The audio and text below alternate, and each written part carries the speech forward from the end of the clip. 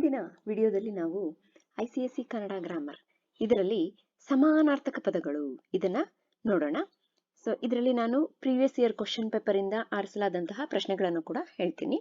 ಇದು ನಿಮ್ಮ public exam board ಎಕ್ಸಾಮ್ಗೆ ಪ್ರಾಕ್ಟೀಸ್ ಆಗುವಂತಹ ಕ್ವಶನ್ಸ್ ಕೂಡ ಇರುತ್ತೆ. ಈಗ ಇದು ಸ್ಪೆಸಿಮೆನ್ ಪೇಪರ್ 2023 ಇದರಿಂದ ತೆಗೆದುಕೊಂಡಂತಹ ಒಂದು ಪ್ರಶ್ನೆ.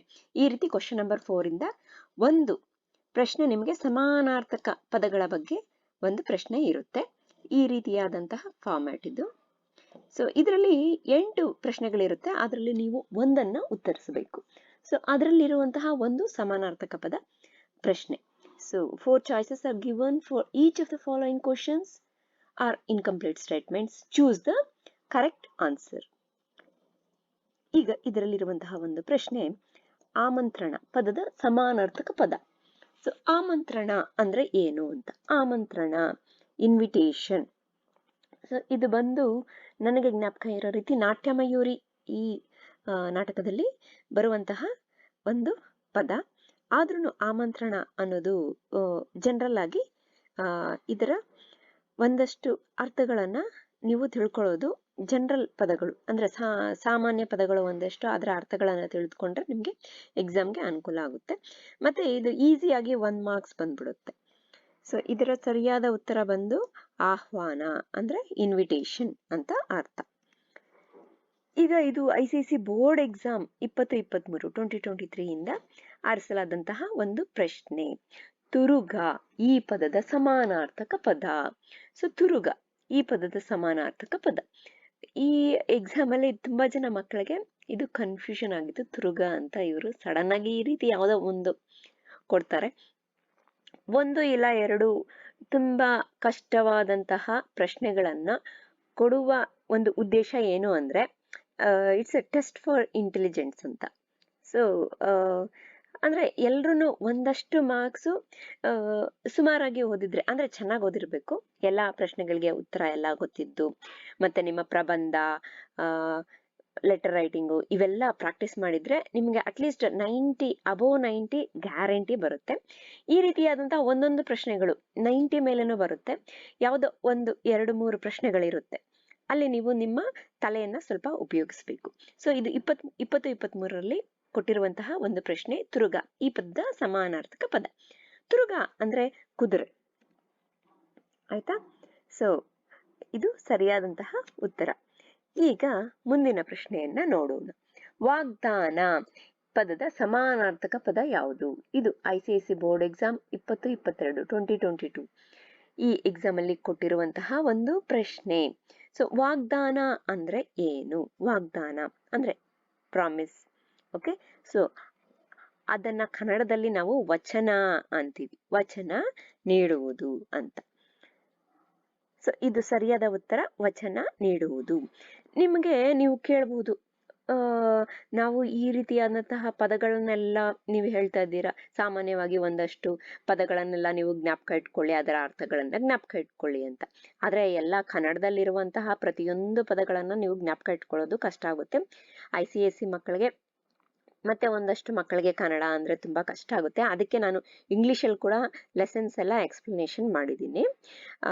ಸೊ ನೀವು ಇದನ್ನ ಈ ರೀತಿಯಾದಂತಹ ಒಂದು ಕಷ್ಟವನ್ನ ಯಾವ ರೀತಿ ಎದುರಿಸ್ಬೇಕು ಅಂದ್ರೆ ಇವಾಗ ನಾನು ಈ ವಿಡಿಯೋ ಮಾಡ್ತಾ ಇದ್ದೀನಲ್ಲ, ಇದರಲ್ಲಿ ಒಂದಷ್ಟು ಪದಗಳಿದೆ, ಅದರ ಅರ್ಥಗಳಿದೆ. ಈ ರೀತಿ ಒಂದಷ್ಟು ನೀವು ಪ್ರಾಕ್ಟೀಸ್ ಮಾಡಬೇಕು. ಸೊ ಅದರ ಆ ಪದಗಳ ಅರ್ಥಗಳು ಇರುತ್ತೆ. ಸಾಮಾನ್ಯವಾಗಿ ಅದರಿಂದನೇ ಬರುತ್ತೆ. ಇಲ್ಲ ಅಂತ ಅದರಿಂದ ಇಲ್ಲದೆ ಬೇರೆದು ಬಂದ್ರೂ ಇದು 1 marks ಮಾತ್ರ, 1 mark ಮಾತ್ರ ಕಟ್ ಆಗುತ್ತೆ. It's fine, right? 98 97 above 95 ಬರ್ತಾ ಇದೆ ಅಂದ್ರೆ ಅದು ತುಂಬಾ ಒಳ್ಳೆಯ ಅಂಕ ಅಲ್ವಾ? ಸೊ ವಾಗ್ದಾನ ಈ ಪದದ ಸಮಾನಾರ್ಥಕ ಪದ ಬಂದು ವಚನ ನೀಡುವುದು ಅಂತ. ಮುಂದಿನ ಪ್ರಶ್ನೆ ನೋಡೋಣ. ಇದು 2020 ಇದರ ಈ ಬೋರ್ಡ್ ಎಕ್ಸಾಮ್ ಇಂದ ಆರಿಸಲಾದಂತಹ ಒಂದು ಪ್ರಶ್ನೆ. ಆಗ ನಿಮ್ಗೆ MCQs ಇರ್ಲಿಲ್ಲ. ಸೊ ಈ ರೀತಿ ಕೊಟ್ಬಿಟ್ಟು ಇದರಲ್ಲಿ ಯಾವುದಾದ್ರೂ 2 ಪದಗಳಿಗೆ ಸಮಾನಾರ್ಥಕ ಪದಗಳನ್ನು ಬರೀರಿ ಅಂತ ಕೇಳಿದ್ದಾರೆ. ಸೊ 2 ಪದಗಳಿಗೆ ಸಮಾನಾರ್ಥಕ ಪದ ಬರಿಬೇಕು ಅಂತ. ಸೊ ಮೊದಲನೇದು ಹೊನ್ನು. ಹೊನ್ನು ಹೊನ್ನು ಅಂದ್ರೆ ಏನು? ಗೋಲ್ಡ್ ಅಲ್ವಾ? ಅಂದ್ರೆ ಬಂಗಾರ ಅಥವಾ ಚಿನ್ನ. ಸೊ ಇವೆರಡರಲ್ಲಿ ಯಾವ್ದಾದ್ರು ಒಂದು ಬರಿಬೇಕಿತ್ತು, ಬಂಗಾರ ಅಥವಾ ಚಿನ್ನ. ಈಗಿರುವಂತಹ MCQ ನಲ್ಲಿ ಕೇಳಬಹುದು, ಹೊನ್ನು ಈ ಪದದ ಸಮಾನಾರ್ಥಕ ಪದ ಅಂತ ಕೊಟ್ಬಿಟ್ಟು ಬೆಳ್ಳಿ, ಕಬ್ಬಿಣ, ಮತ್ತೆ ಇನ್ನು ಏನಾದ್ರು ಬೆಳ್ಳಿ, ಕಬ್ಬಿಣ, ಪೇಪರ್, ಬಂಗಾರ ಆ ರೀತಿ ಕೊಟ್ಟಿರ್ತಾರೆ. ನೀವು ಬಂಗಾರ ಅನ್ನೋದನ್ನ ಚೂಸ್ ಮಾಡ್ಬೇಕಾಗುತ್ತೆ. ಬಂಗಾರ ಅಥವಾ ಚಿನ್ನ ಇವೆರಡೂ ಇದರ ಸಮಾನಾರ್ಥಕ ಪದ. ಮತ್ತೆ ನೆಕ್ಸ್ಟ್ ಅಮೂಲ್ಯ. ಅಮೂಲ್ಯ ಬೆಲೆ ಬಾಳುವ ಅಥವಾ ಮೌಲ್ಯವುಳ್ಳ ಅಂತ. ನೆಕ್ಸ್ಟ್ ಧರೆ. ಧರೆ ಅಂದ್ರೆ ಅರ್ಥ. ಭೂಮಿ, ಪೃಥ್ವಿ ಇದರ ಸಮಾನಾರ್ಥಕ ಪದಗಳು. ಜಲ. ಜಲ ಅಂದ್ರೆ ವಾಟರ್, ನೀರು. ನೀರು, ಉದಕ ಅಂತ ಹೇಳ್ಬೋದು. ಇದು 2019 ಬೋರ್ಡ್ ಎಕ್ಸಾಮ್ ಇಂದ ಕೇಳಿರುವಂತಹ ಒಂದು ಪ್ರಶ್ನೆ. ಸೇಮ್ ಯಾವ್ದಾದ್ರು ಎರಡು ಪದಗಳಿಗೆ ಸಮಾನಾರ್ಥಕ ಪದಗಳನ್ನು ಬರೀರಿ ಅಂತ. ಹಣತೆ. ಹಣತೆ ಅಂದ್ರೆ ದೀಪ ಅಥವಾ ಪ್ರಣತಿ, ಲ್ಯಾಂಪ್. ವಿಪತ್ತು ಅಂದ್ರೆ ಸಮ್ ಡೇಂಜರ್, ಆಪತ್ತು, ತೊಂದರೆ. ಸೊ ಇದು ಬಂದು ನಿಮಗೆ ವಿಪತ್ತು ಈ ಪದ ಎಲ್ಲಿಂದ ಬಂದಿದೆ ಅಂತ ನಿಮಗೆ ಜ್ಞಾಪಕ ಇದೆಯಾ? ಸಾಹಿತ್ಯ ಸಂಗಮ ಪುಸ್ತಕದಿಂದ ಇರುವಂತಹ ಒಂದು ಪಾಠ. ಇಮ್ಯಾಜಿನ್ ಅಲ್ಲ, ಓಕೆ, ವಿಪತ್ತು ಈ ಪದ ಯಾವುದರಿಂದ, ಯಾವ ಪಾಠದಿಂದ ಬಂದಿದೆ ಅಂತ ನೀವು ಕಮೆಂಟ್ ಸೆಕ್ಷನ್ ಅಲ್ಲಿ ಬರೀರಿ, ನಿಮಗೆ ಜ್ಞಾಪಕ ಇದ್ರೆ. ತುಂಬಾ ಈಸಿ ಆಗಿದೆ. ಮತ್ತೆ ನಾನು ಇನ್ನೊಂದು ಕ್ಲೂ ಕೊಡ್ತೀನಿ, ಪಾರಿವಾಳ. Okay, next question. ಜಲ. ಜಲ ನೋಡಿ, ಇದು ರಿಪೀಟ್ ಆಗಿದೆ. ಮತ್ತೆ ಜಲ, ನೀರು, ಉದಕ. ಪ್ರಶಂಸೆ, ಹೊಗಳಿಕೆ, ಶ್ಲಾಘನಿ. ನೆಕ್ಸ್ಟ್ ಇದು 2017 ಇಂದ ಕೇಳಿರುವಂತಹ ಒಂದು ಪ್ರಶ್ನೆ. ಸೊಕ್ಕು, ಗರ್ವ, ಮದ.